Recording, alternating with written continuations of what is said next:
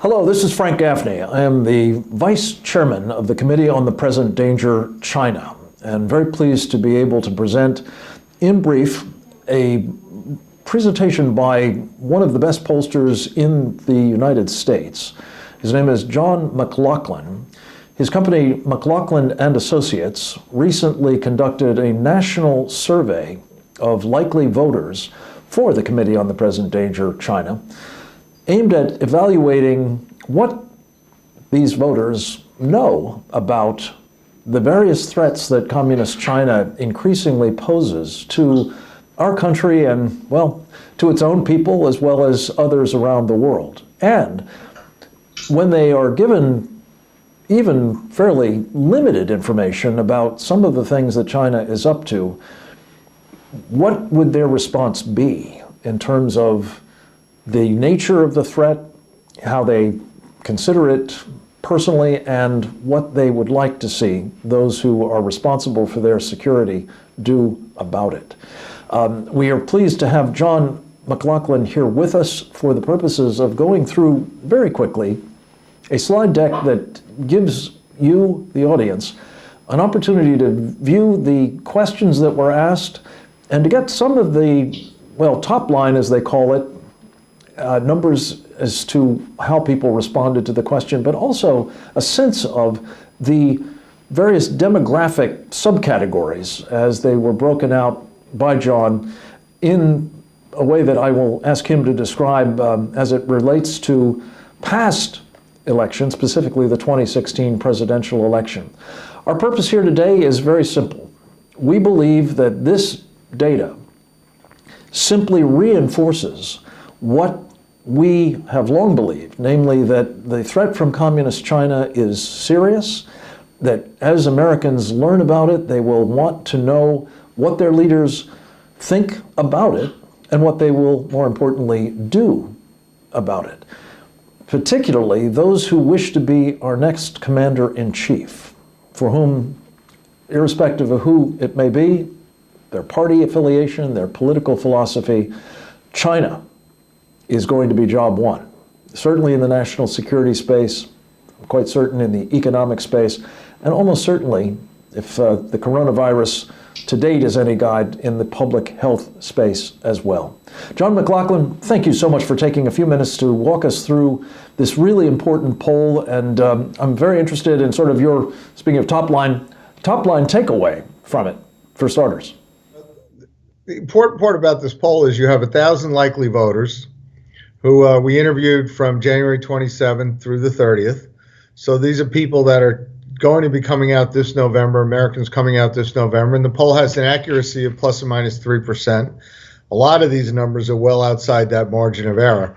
But as far as China and American attitudes towards China, this is a bit of a sleeper issue as we face the November election. So what you have here is situations where a lot of Americans aren't aware of things or aren't thinking about of things that China does. But when they do, the vast majority of them say that they're concerned about it and frankly worried about some of the things that they're doing. So while they see China as an economic competitor now, I mean, where 49% told us that China was an economic competitor, there is a growing number of Americans who would see it as an adversary, where 18%, or an enemy, 8%. We asked them, are you aware that China's leader has declared that the country will become the world's dominant power? 53% of Americans are aware of that. And would they be worried if China were to become the world's dominant power? 66% of all voters said that they would be worried. 77% of Republicans, 77% of conservatives, but also the majority would have 6 in 10 Democrats and 6 in 10 independents would be worried if China were to become the world's dominant power. And when you following that train of thought, when you say, are you aware that China's engaged in trade practices that have hollowed out a number of U.S. manufacturing industries and transferred many American jobs to China? 71% of all Americans say that they're aware of that. So that they know. Only 19% are in denial on that. But then when you ask them, one of China's practices is through the transfer of business secrets and other intellectual property, whether by theft, through cyber hacking, spying, or by forcing American companies to seek to sell their products in China to give up such information. Are you aware that the U.S. government estimates the value of such transfers is between $500 and $600 billion a year? Only 39% of all voters say that they're aware of that. So there's something where 46% said no, another 16% didn't know, but only 4 in 10 American voters are aware of that issue. And when you tell them that this practice has enabled China to manufacture and field many weapon systems as part of their enormous military buildup without having to pay the cost and time and money that we incur for research and development, does it concern you that we are in this fashion subsidizing China's acquisition of weaponry intended to be used against us? 74%, 3 in 4 Americans are concerned about that. And then similarly, when you tell them that, as an example, the Chinese military has built up what they call the underground Great Wall. It involves 3,000 miles of hardened underground tunnels, roughly the width of the continental United States, in which China is believed to be hiding large and growing number of nuclear missiles. Do you believe we should be concerned by this immense underground Great Wall and what it suggests about China's ambitions? 75% of all Americans are. Well, one of the things that, again, is striking about this, if you look at the sidebar there, that is a very strong response, and it's the case in each of these subcategories of the voters that you've polled. Right. It's 81% among Republicans, it's 70% among Democrats, 73% among independents. It goes across the board. Those are strong majorities, not just a little bit one way or the other. Okay, so this leads into the question about space, and what did you find in that regard? When we asked them, are they aware that China is seeking to become dominant in space for military as well as commercial purposes?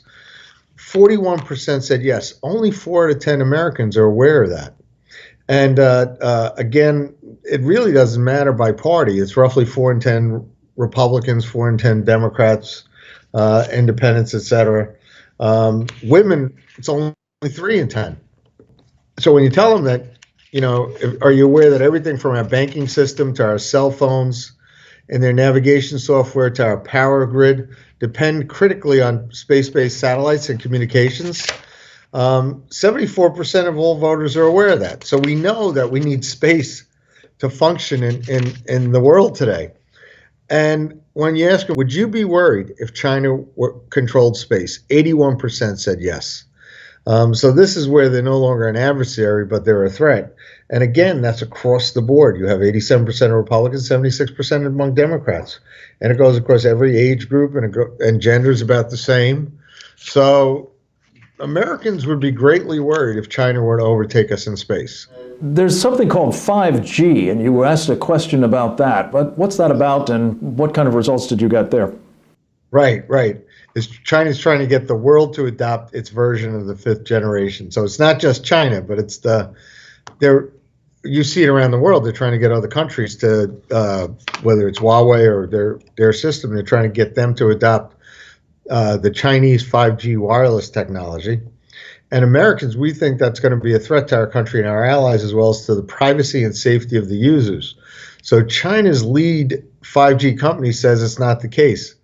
When we ask Americans, are you concerned about us relying on Chinese wireless technology? 70% say they are. And again, that's, 2/3 among liberals, 66%, 2/3 among moderates, 67%, conservatives, 78%.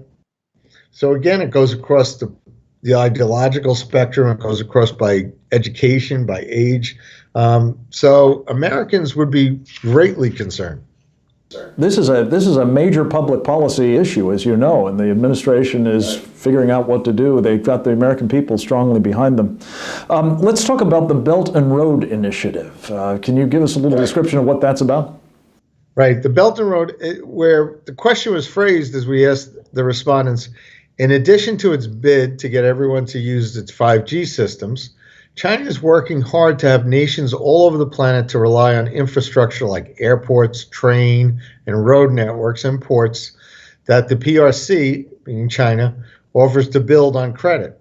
Beijing calls it the Belt and Road Initiative, where the targeted countries often find they can't pay for the loans and the Chinese wind up taking over the infrastructure. And in this way, the PRC is building up a colonial empire in Asia, Africa, Europe, and Latin America. Do you think we should be worried about China having such a dominant position globally? 75% of all of Americans, when they responded to this question, said that yes, we should be worried. And it's across every region of the country, politically 80% among Republicans, 69 among Democrats, 76 among independents. If they have no college degree, it's 72%. If they have a college degree, it's 78%. I mean, this is broad. I mean, the concerns and worries about China and their ambitions is significant among American voters. And then you drill down on one particular aspect of this sort of larger posture that the Chinese have gotten us into. Talk about this prescription drug business. Well, 6 out of 10 of the voters say they use prescription drugs. And when we asked them if they know where they're manufactured, only 23% said yes. So 60% said no. So Americans, we trust our pharmaceutical system and we trust the federal and state governments that regulate these drugs. And they use prescription drugs, and most of them don't know where they're coming from. So when we said, are you aware that China now manufactures virtually all of our generic drug components all of our generic drugs, components of other prescription medicines, and penicillin? Only 23% said yes. So 3/4 of all American voters don't know that China's manufacturing virtually all of our generic drugs, a lot of the other components of prescription medicines, and penicillin. So, and again, there's no significant segment of voters has any awareness of this. Then we asked them, if our nation were highly dependent on Chinese supplies of medicines, would you be worried that they might be unsafe and possibly harmful, or possibly harmfully so? 69% said yes. So you've got 7 out of 10 Americans, now that they know this, they're then worried about it. And when we asked them, if our nation were highly dependent on Chinese supplies of medicines, would you be worried that supplies might be interrupted? 76% of all voters said yes. And again, that goes across all the age groups. And by the way, senior citizens, 85%. So the older voters that are more dependent on these drugs, absolutely more concerned that China might decide to interrupt the drugs they need to live. Now, when we asked them, do you think our nation should be highly dependent on Chinese supplies of drugs? Only 11% said yes. And 83% said no. These are big numbers and well outside the poll's margin of error.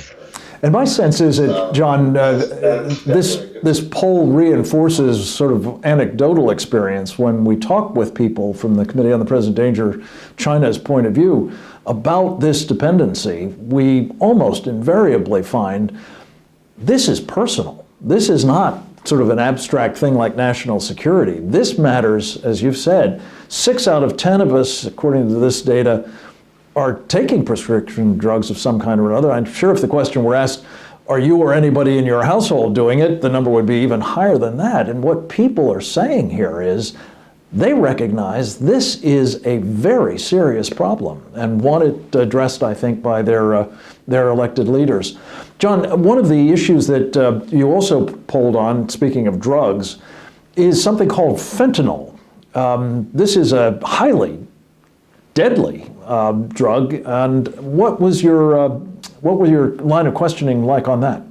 Well, that's a drug that the vast majority of Americans are familiar with, 78%, and it grows across. They're familiar with fentanyl. And when we ask them, are you aware that fentanyl use kills roughly 70,000 Americans every year? 2/3 of Americans, 63%, sadly said yes. And it certainly, didn't have any difference between men or women or race or, age. So people are aware of this deadly drug. They're aware it kills a lot of Americans in a year. But when you ask them about the next question, we said, are you aware that China produces and smuggles it into the United States virtually all the fentanyl used in this country? Only 28% said yes. So there's a drug that's dangerous, and it's smuggled into the U.S., and it's killing tens of thousands of Americans, and most Americans have no idea where it's coming from. And when you look at the fact that the vast majority of the people that said no, it's every region of the country, even college graduates, 2/3 don't know. So it's something that that they need to be made aware of. And then when you ask them, the Chinese government knows about the manufacture of fentanyl in their country and its illegal shipments here. It has repeatedly promised to shut such activities down, but has not done so. Some would call this behavior deliberate chemical warfare against our country. When we asked the voters, do they agree? 59% said yes. So they really, you're going from perceptions about China where they're not aware of certain things, but when they get aware, they're worried, they're concerned. Here's one where they actually believe that this is an act of warfare against the United States, that they would actually allow this drug to be manufactured and smuggled into the United States. John, there's another topic that I think you went into in some detail, and I think very helpfully so, and that is, how does the Chinese government conduct itself with respect to its own people? I mean, we talk about drugs and other things that they are oriented towards ours, which are clearly problematic and worrying to American voters. But how about what they're doing to people in China? We asked the question about China's government has developed an array of advanced technology, including millions of surveillance cameras, facial recognition software, data mining, and artificial intelligence that allow it to monitor virtually every aspect of its people's lives. It has begun employing these technologies to give everybody a social credit score.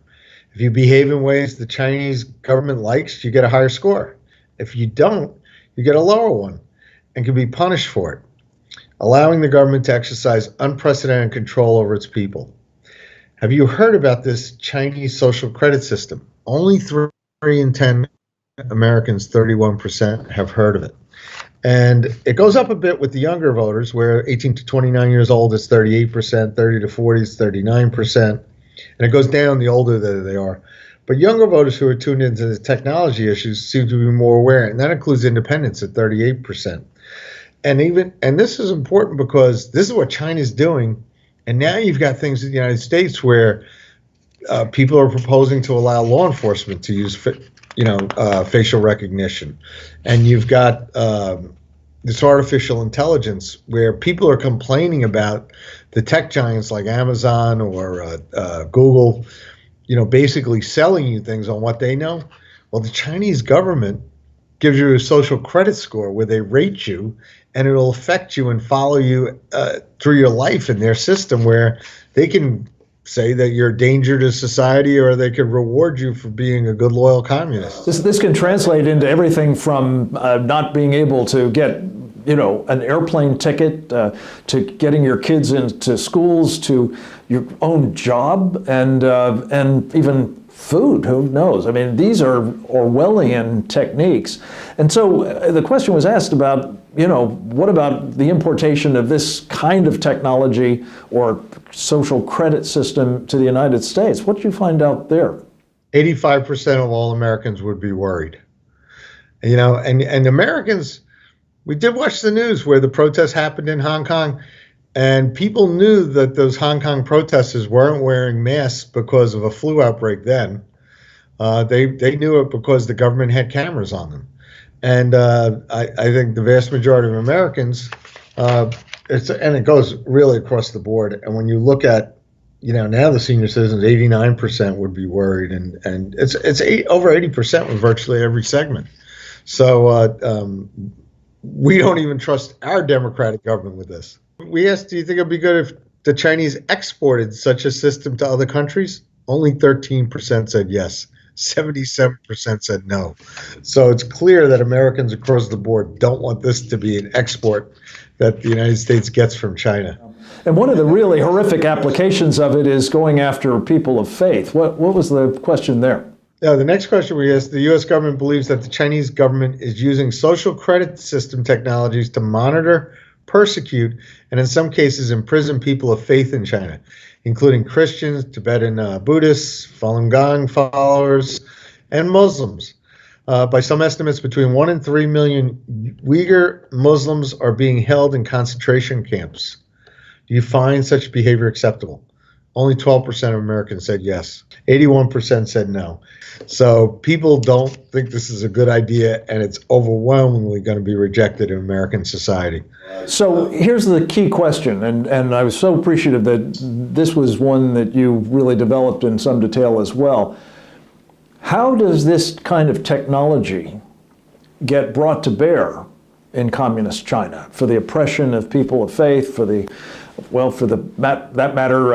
control and repression of hundreds of millions of other Chinese as well? Well, you brought up the case. We asked the question about the example of the suppliers of the technology, where we said one of the major suppliers of technology underpinning China's social credit system is the Chinese company called Hikvision. The U.S. government has made it illegal to do business with Hikvision because of its critical contributions to the abuse of human rights. Would it surprise you to learn that Americans can nonetheless still invest in Hikvision and that millions are doing so? 39% of Americans are actually surprised by that, but 46% are not. So what they do is we say, no, this is not good, and we're going to ban these abuses or try to, we're criticizing Hikvision because of it, but we still allow Americans to invest in it. Then you asked about, whether individuals in the survey were themselves investing in the stock and capital markets of the United States. What did you find there? Well, we have 4 in 10 Americans, 42% say they invest in stocks or bonds, or directly or through a pension program. So that's across the board. And it tends to be more middle-aged, 30 to 40-year-olds, 44%, and 41 to 55, 51%. And it tends to be more men than women, 47 to 38%. But it's a good chunk of Americans are invested. And if you do invest, we asked them in our stock or bond markets, do you know whether you're investing in a Chinese company? And only 33% said yes, 40% said no. So you've got people saying they don't know if they're, 25% weren't even sure. So only a third of Americans know whether they're investing in Chinese companies or not. And so there's a lot of information they're not getting. And when we asked them whether you personally invest in stock or bond markets, either directly through a pension program, do you think Chinese companies that build social credit technologies should be able to raise money from American investors? Only 15% said yes. So there's lots of ethical reasons to invest or not invest in companies. There's people, they're doing things based on whether it's green or whether it's not green. They're doing it based on whether they have human rights abuses or not. But here's the case where, if they know that what China is doing with the social credit technologies, the vast majority of Americans don't think they should be able to raise money from American investors, because 69% said no. Across the board. Should Chinese companies that build weapon systems be used that may be used against Americans, may is the word, be allowed to raise money on our stock or bond markets? Only 10% said yes. 79% said no. So Americans get that. John, one of the other pieces of this, which is directly relevant to a pending public policy issue and decision, is whether those military personnel, whether they're active duty or they're retirees who have money in something called the Thrift Savings Plan, it's the federal government's pension plan, would be obliged basically to invest in Chinese companies that might support, their totalitarian social credit system, or even build weapons with which they themselves might be, targeted. Give us a read on that question, would you? Well, 78% oppose it, and 64% strongly oppose it, because they say that when they're told that American military personnel may soon be compelled to invest in the retirement fund of Chinese companies that build weapons that may be used against them, do you support or oppose? It's not just oppose 3 out of 4, but it's 2/3 strongly oppose. So they see the foolishness of that kind of policy. This is so important, and I really appreciate this data, because I think that elected officials, many of whose money their own money is involved in this same decision. Civilians as well as military personnel need to know how strongly the American people feel against this kind of use of their retirement funds. And Americans get it where we do say in the next question, some experts believe that China could not pay for its dramatic military buildup, expansion overseas, and repression at home if it weren't able to raise money in the U.S. stock and bond markets. Do you think the Chinese government and its companies should be able to raise money in our stock and bond markets? 14% said yes, 68% said no. So it's a big no, and it's across the board. And Republicans are stronger, 72%, but Democrats is 63% and independents is 70%. And we're entering into a presidential race where you've got Bernie Sanders, who's a socialist, coming out doing pretty well. But waiting in the wings is you have Mike Bloomberg. And Mike Bloomberg's businesses and his investments totally intertwined with China. And you already saw what the Chinese conflicts of interest as well as Ukrainian conflicts of interest did to Joe Biden. I mean, he's the collateral damage of the impeachment Ukraine scandal, but his family's dealings with China and the things where Hunter was making profits off of their investments from China, it certainly played to bring him down so that he ended in fourth place. He's not the front runner for the Democrat Party anymore. I think it had something to do with this, for sure. So when you look at this, again, as a public policy issue, John, one of the things that has really been extraordinary is the discovery that not only are hundreds of billions of dollars of Americans' investment money in our capital markets migrating to China to support companies that are doing, horrible things to the Chinese people or to others, they don't seem to be playing by the same rules as American companies. Talk us through what you found in that regard. Well, that one, because the key thing, Americans, when you ask about what they need to do to clean up the swamp over here, they'll tell you one of the first things is transparency, just to get out the facts and the truth.